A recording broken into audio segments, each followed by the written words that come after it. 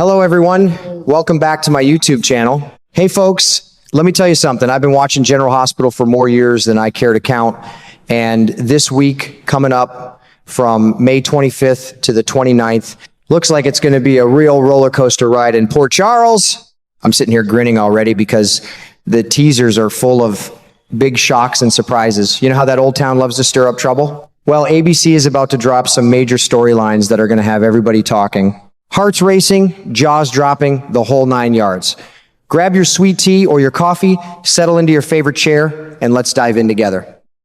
I can't wait to share what I think is coming and how it all feels to this old soap fan. Boy, it's going to be good. First, hey, now let me sit back and tell you a little more about what's brewing with Brooke Lynn Quartermaine this week, because this one really hits me right in the feels. That girl has been through so much already, and now she's got another heavy weight on her shoulders that I don't envy one bit. I reckon early in the week she's going to catch wind of the whole story, how Curtis accused that driver and how those words lit the fuse that turned into that ugly fight with Isaiah. The second Brooke Lynn connects all the dots, I can already see her face change.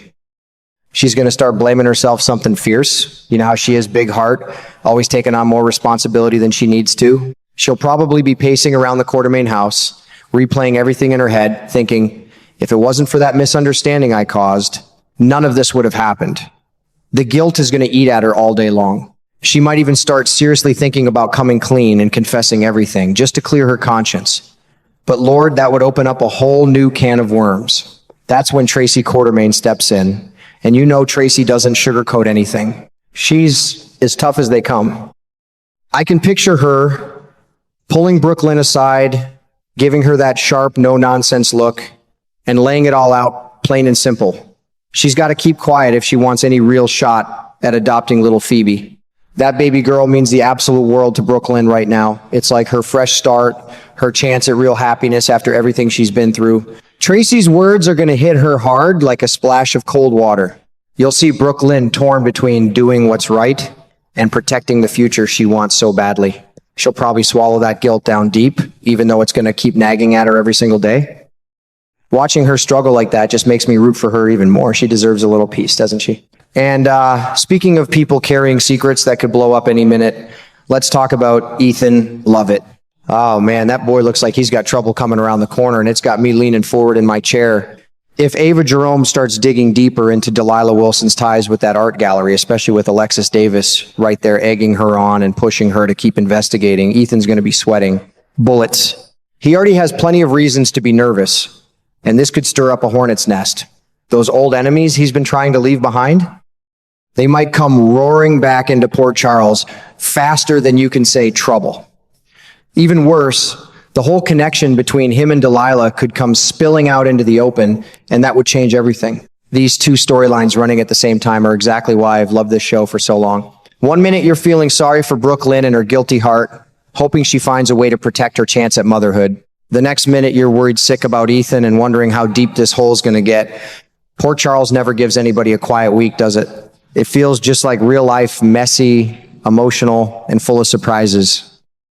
I'm telling you, I'll be right here on my couch with my coffee, glued to the screen every single day. This week is shaping up to be a real heart stopper, and I can't wait to see how it all unfolds. Second, hey, now let me tell you about something else that's been weighing on my mind with these General Hospital folks this week. Brooke Lynn Quartermaine. Oh man, that sweet girl is carrying a heavy load right now, and it just tugs at my heart watching her try to hold it all together.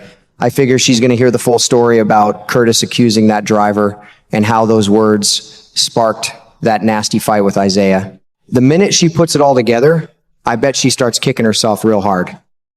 Brooke Lynn's always had such a tender heart, and she's the type who takes responsibility even when she doesn't have to. She'll probably be sitting there thinking, this whole mess is partly my fault because of that misunderstanding. You can just see her face falling, walking around the Quartermaine mansion with that guilty look in her eyes, wondering if she should finally come clean and tell the truth about everything. But here comes Tracy Quartermaine. That woman doesn't pull any punches. I can picture her grabbing Brooke Lynn by the arm, looking her straight in the eye with that sharp, no-nonsense stare of hers and reminding her granddaughter exactly what's at stake.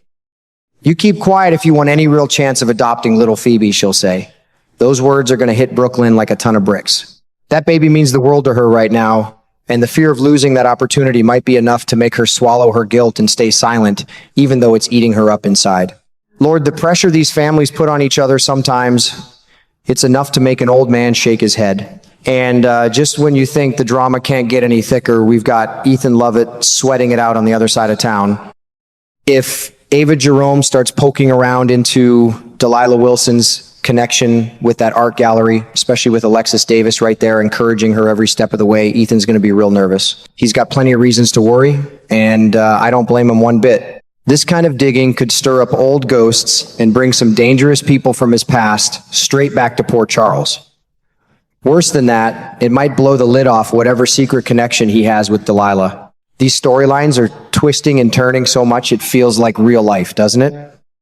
One minute you're feeling sorry for Brooke Lynn and her big guilty heart. The next you're wondering how Ethan's going to wiggle out of this mess. Port Charles sure knows how to keep a man on the edge of his seat. I'm telling you, I can't wait to see what happens next. My coffee's going to get cold while I'm watching. Finally, hey, now this next part really gets my blood pumping because the drama with the Corinthos family never seems to slow down.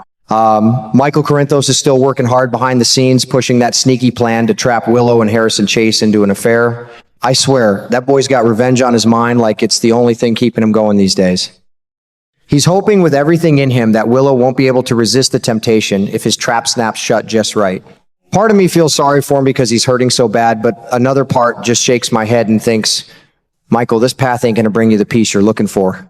I figure that private investigator Elaine is going to show up again this week, camera ready, trying to catch more pictures for Michael. She'll be hunting for real, solid proof that he can use. You can just feel the tension building every time she appears. Those sneaky shots could change everything for Willow and Chase.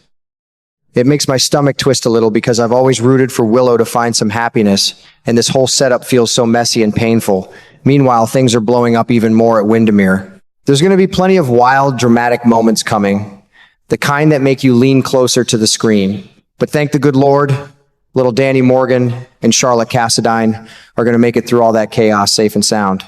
Those kids have already been through enough in that big old house. It's a relief to know they'll come out okay on the other side. Still, my heart's racing just thinking about what they might witness before it's all over. And then there's Cassius Faison, the one going by Nathan West these days. That man is sitting tight, waiting for an answer after he made his plea to somebody important. This situation is dangerous, folks.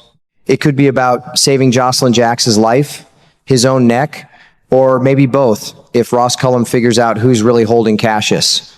I get chills thinking about it, because one wrong move and everything could explode.